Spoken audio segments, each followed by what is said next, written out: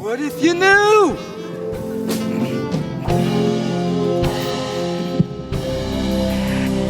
And something within you does know. There's a knower within you that does know your connection, that does know who you are and what you represent. And we are here to celebrate that. We're here to feel into that. This month we have been dealing with the theme of give possibility a chance for a change. And this is the last day of the month. And so we're completing that particular theme, but we will never completely complete the theme of possibility thinking. We're saying in substance to give possibility a chance for a change, meaning in substance, if you have not been following the theme for the course of this month, that we are standing in a field of infinite potential, infinite possibilities all around us. It is a cosmic explosion of infinitude. And our mind, which, as I have taught over the years, is a set of programs, must be infused with possibility. For if the mind is not infused with possibility, then the eyes can't see the opportunities that are all around us. Often our minds are inundated with impossibility thinking. What hasn't been done, what can't be done, how we're not enough, how we are unworthy, obstacles, hindrances, obstructions, all manner of things that are swirling around us in the world of phenomena that blot our perception. And with limited perception, there is limited experience. That has nothing to do with the presence of God, because the presence of God is the same yesterday, today, and forever, always being of itself totally and completely at every point of its creation and beyond, never absorbed by its creation, always being itself. And so our perception determines our experience. So we are saying, give possibility a chance for a change. Begin to inundate your mind with great possibilities. Begin to open up yourself to what's possible. If you have to examine the testimony of other people's lives, if you have to examine the testimony of anyone who has had any healing, begin to inundate your mind with possibility, and then your eyes will see opportunities, and then the energy will flow where your attention is going. And you will give possibility a chance for a change. Now, that change is happening on two levels. One, you're having what is called human interruptus. That means you're interrupting your mind that's constantly regurgitating that which does not work in your awareness and in your mind. And you're giving possibility a chance for a major change in your life, for transformation, for you to become a greater version of yourself. Do you realize that that's why you enter into spiritual practice? Not to change God's mind, but to change your perception so that that which God is. And we're not talking about a guy in the sky. We're talking about a presence that's never an absence. You hear me say that on a regular basis. So that you can be more you. So when you hear the topic of today, that says in substance that what you want is what you got is what you is. What you want is what you got is what you is. In other words, what you want, what you think you want, that energy of desire to sire, that energy is the thing itself in incipiency. That what you want is already what you got, and it is what you is. So that there is what you think you want is really the energy of the presence of God in you that's trying to express itself. So what you want is what you already have, and it is what your life is. And so what you're doing is you're breaking down the barrier of separation between here and there. And you discover when you get there, there is here. It's a breaking down. This is what happens in prayer. This is what happens in meditation. This is what happened with spiritual intentionality. Here is there is here. It's a breaking down of perceptual windows and perceptual walls that blot out the full expression of divinity, which is the light that lights up every individual that comes to the planet, which is what you are. You are that divine light. You are the life of God. Oh, if you can hear what I'm saying now, wherever you are on the planet, just say, I am the light. I am glowing. I am flowing. I am radiating. Oh, begin to move yourself into that direction. And so as we are breaking down the perceptual walls that we have unconsciously built against our divinity, you know, one of the main qualities that we teach here is the quality of gratitude. Now hear this. You want to be grateful for what you have more than trying to get what you want. Let that sink in for a moment.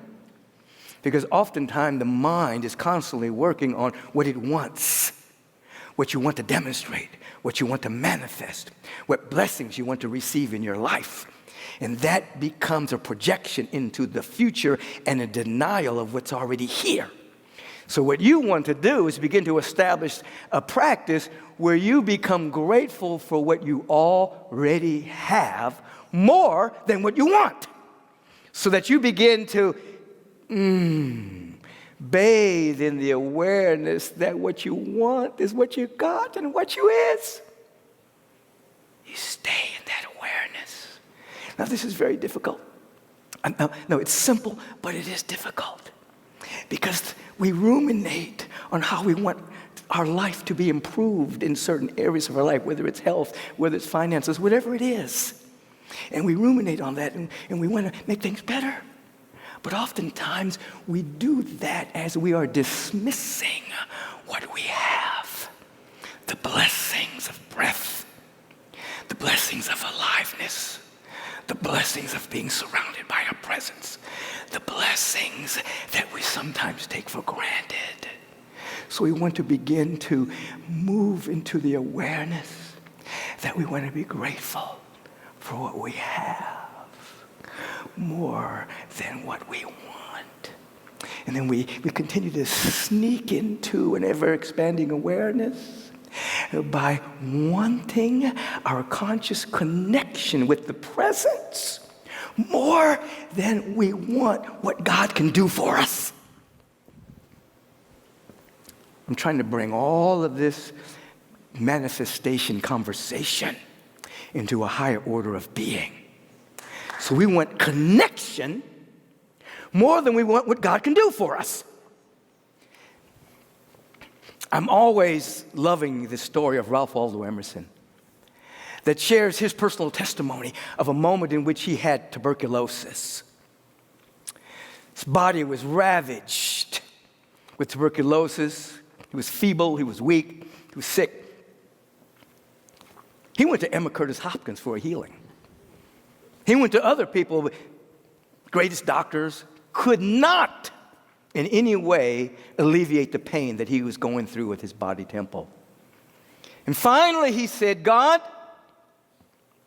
I don't care if I have to go through this the rest of my life. I just want a greater connection with you, God, that's within me. And the moment that he began to move into that dynamic, the pain stopped in his body temple. The tuberculosis disappeared because he had gotten back to, he wanted the connection with the presence of God more than he wanted anything else. And then the resistance that was unconsciously established disappeared. We want a connection with the presence more than we want what God can do for us.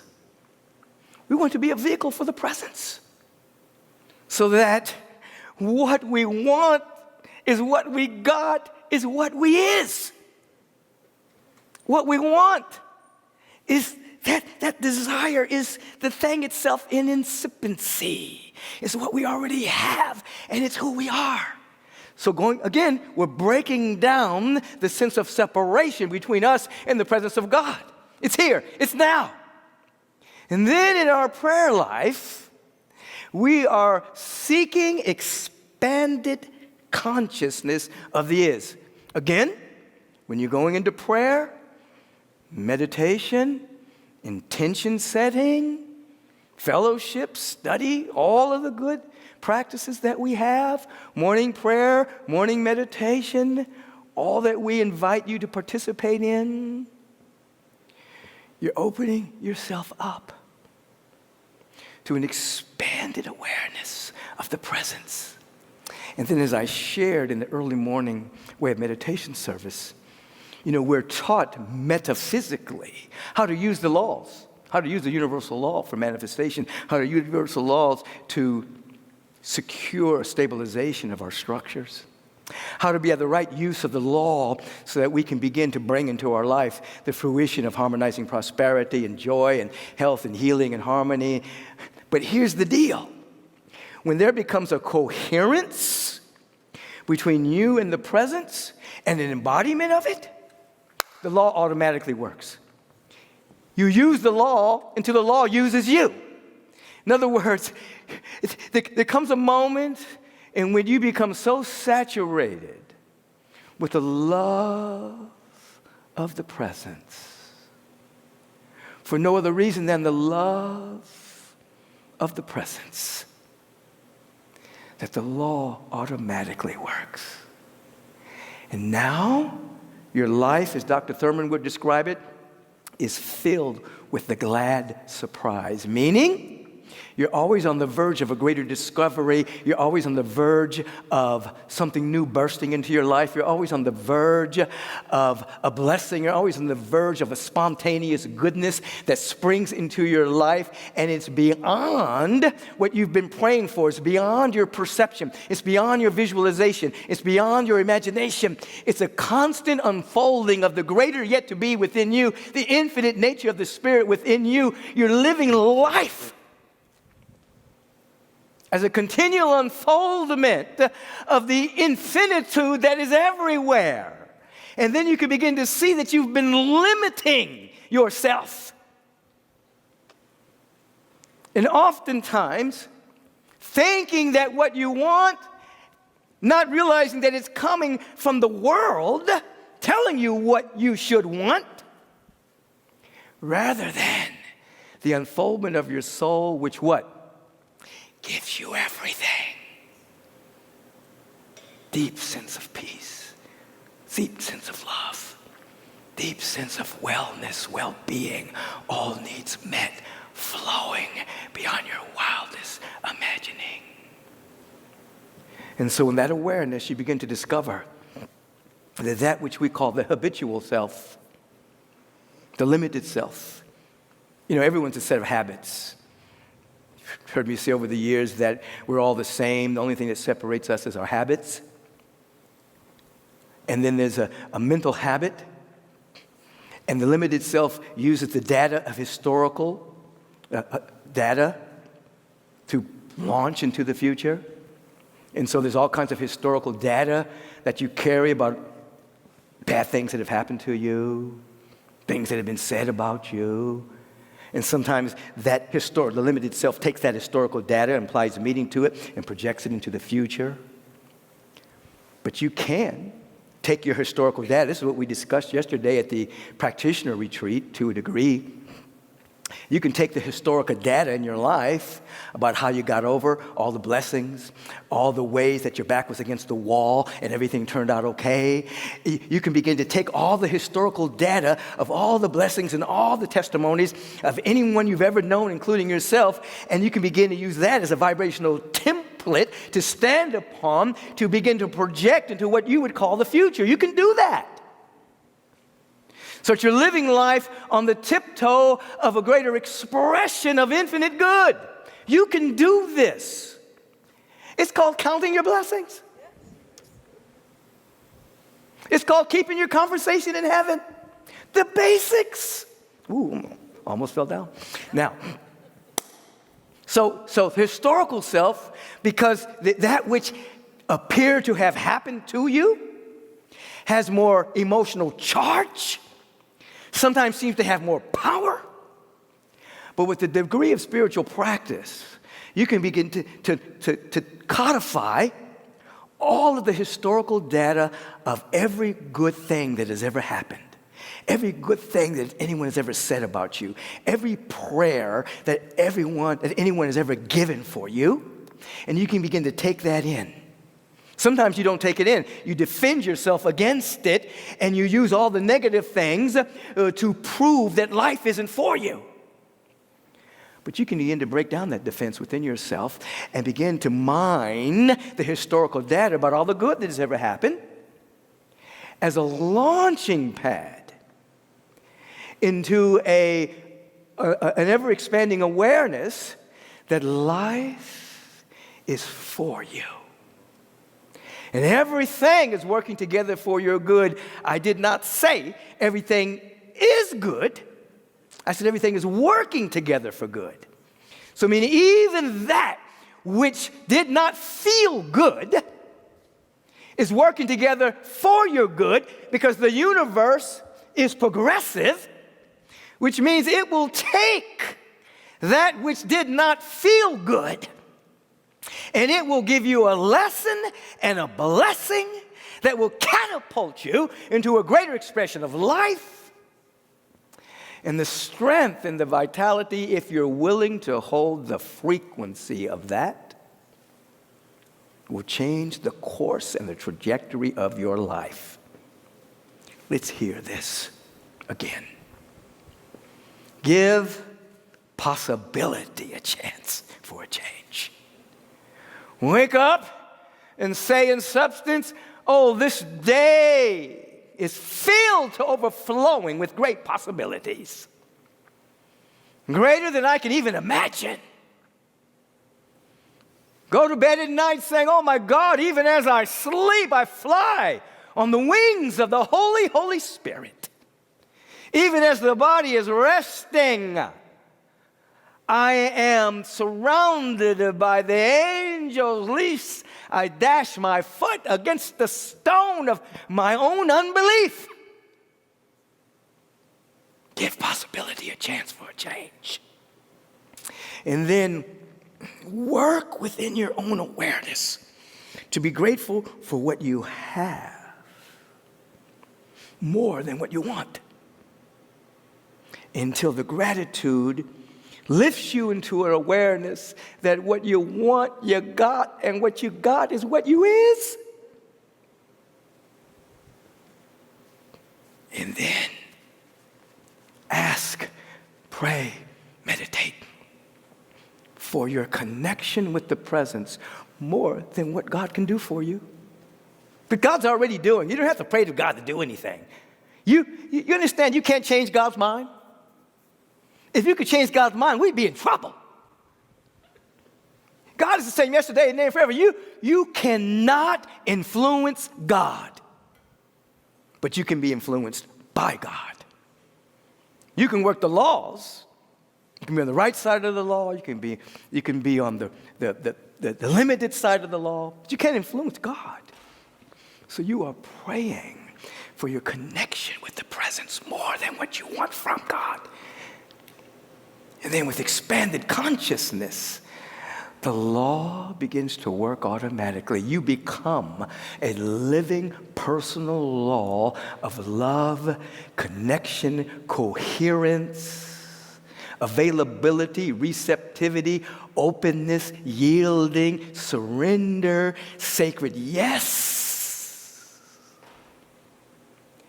And then beyond your wildest imaginings, that peace of mind, that sense of well-being, that dynamic knowing that all is well in your soul, I'm talking, begins to take over. And you will begin to use the data of all the ways you've been blessed, even in the midst of some of what your mind may say, terrible things that have happened. You begin to see the data of all the ways you've been blessed. It begins to be a reframe. Oh, God was right there. God is right here. And then you will begin to see life differently. You begin to see it the way it really is. You begin to see the way it really is. All here now. All of the presence right here, right now. And you'll take the worst thing that ever happened to you, and when you drill down into it, you'll see the tributaries of forgiveness, the tributaries of karmic propensities unraveling. You'll see the tributaries of love at the essence rising up. I think I'm going to have to do a talk about that. And becoming more of itself. Feel what I'm feeling right now. Listen to what I'm listening to right now.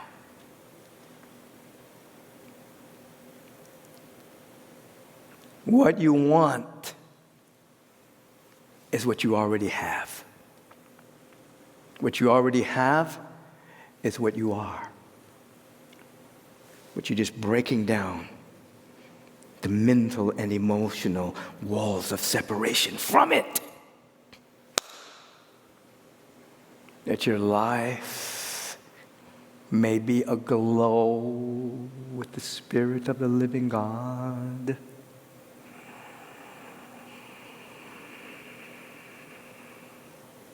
Remember the old saying, when you believe more in what you don't see than in what you do see, then what you do see you won't see, and what you don't see you will see. When you have that feeling tone of what you cannot see with the sensorium, more than the world of phenomena of what your eyes see, then what you can't see you will see. What you do see with your eyes, you won't see. You'll see the presence shining everywhere. You are a mystic at your core. Conscious oneness with the presence.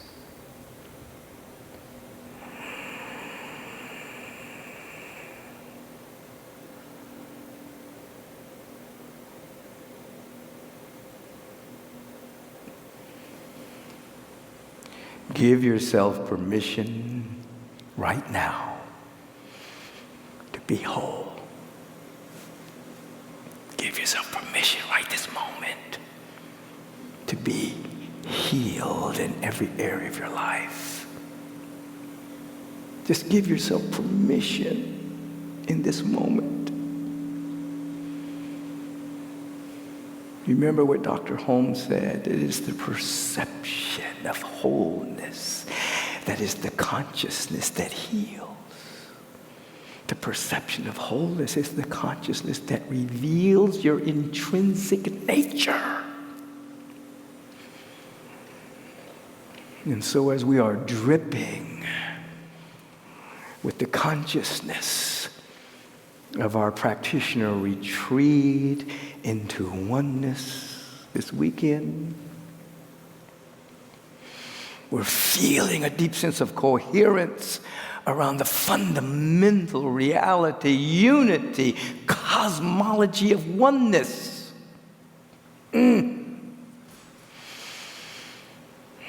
Feel into this silence for a second.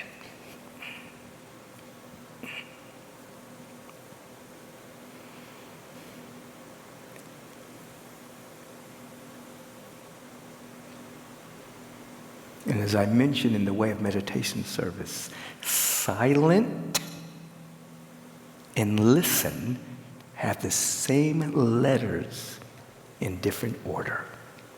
Silent, listen. Silent, listen. Silent, Our entire being is listening for the vibrational word that is saying, let there be light and life and beauty and intelligence and order and harmony and love and abundance everywhere. Silent. Listen, listen, listen.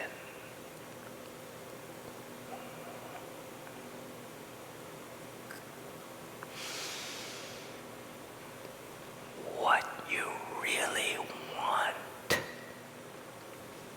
is what you already have, is what you are.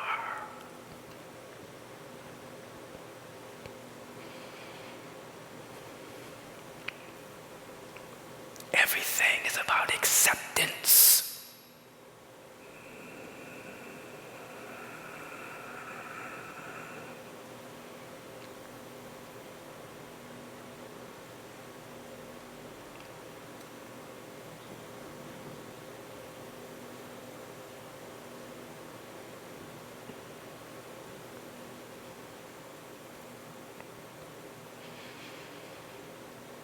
Listen. The still small voice is beckoning you to greatness. That is you becoming and expressing more of the real you.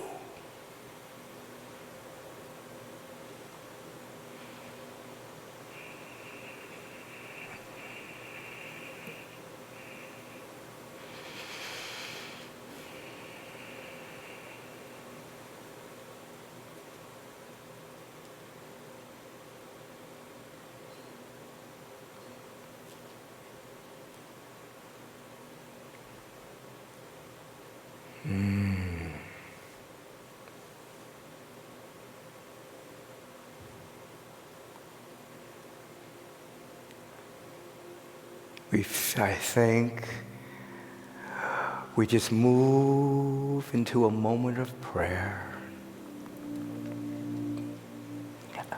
We dare to pray that we may be available to a great change in our life, a great shift of perception.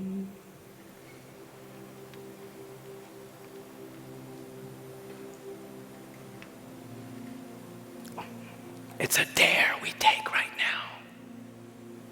We dare ourselves to let go of everything. All of the limitations, the limited beliefs, the limited perceptions. We dare to let go and let God for real. Perhaps we hear, out of the night that covers me, black as the pit from pole to pole, I thank whatever gods may be for my unconquerable soul. In the fell clutch of circumstance, I have not winced nor cried aloud.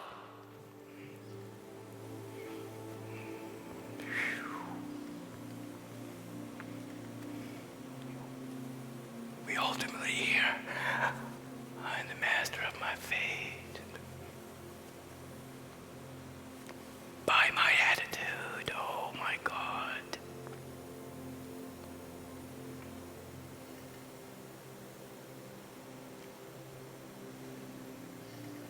We open ourselves up in this moment and we come to that state of gratitude and thanksgiving and dynamic appreciation for every blessing that has ever happened in our life, everything that we have right now, things that we've taken for granted. We just become so grateful that our perceptual windows become so clean and clear.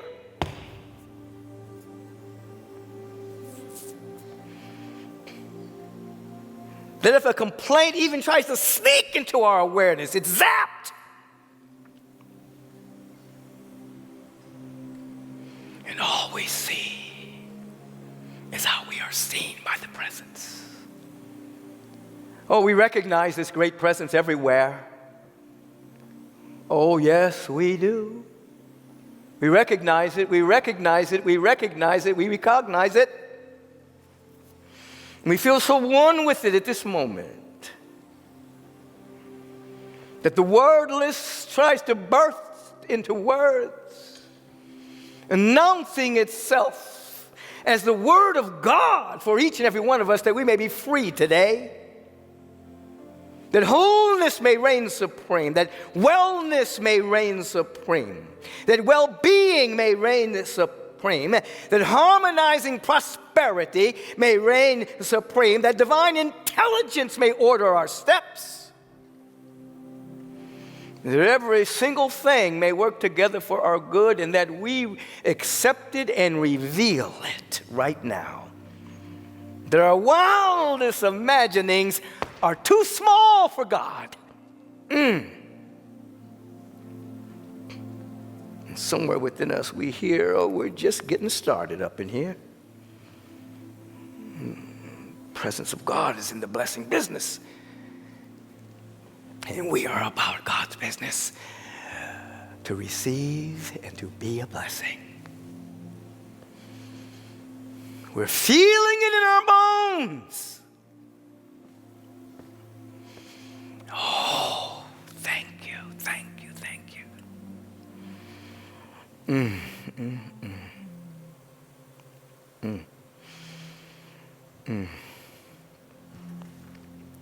Take a deep breath here. Release. Just come into your deep feeling nature about receptivity, availability, openness, vulnerability, surrender, yielding, sacred yes activated. That all that the presence is being and expressing now has a place called us to express through and as. Feel it. Feel it. Help them feel it.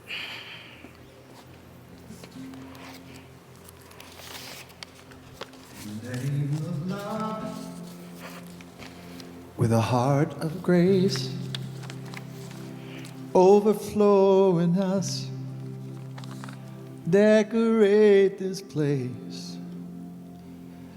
As it is below, so it is above. May we always stand in the name of love. When the veil is gone, there's only one of us, only one. In the name of love. When the day is done, we will sing this song all as one. In the name of love. In the name of love. May we always be seeking out the best till we all are free. Living in a world we've been dreaming of, where we stand as one in the name of love. When the veil is gone, there's only one of us, only one, in the name of love. When the day is done, we will sing this song all as one, in the name of love.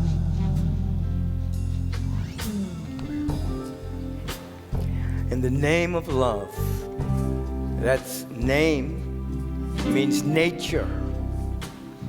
The nature of the presence is love, a total givingness without any withhold whatsoever. In the name of the total givingness of the Spirit, we continue to enter into this prayerful tryst with the Spirit of the living God, the presence that is never an absence. And we embrace all of the beings who have called our prayer ministry, including these beings that I mention in this moment,